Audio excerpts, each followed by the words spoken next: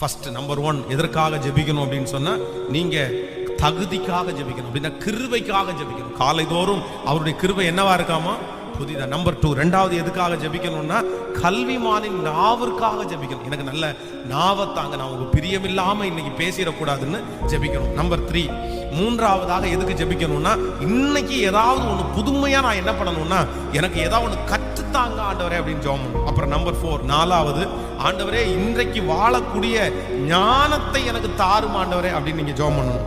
Number 5 ஐந்தாவது, இன்றைக்கு எனக்கு தைரியத்தை தாரும் ஆண்டவரே அப்படின்னு ஜெபிக்கணும். ஸோ நம்பர் 6 ஆறாவது, ஆண்டவரே இன்றைக்கு எனக்கு எந்த பலவீனம் வராம நான் சுகமா வாழணும்னு ஜெபிக்கணும். நம்பர் 7 ஏழாவதாக பாதுகாப்புக்காக ஜெபிக்கணும்.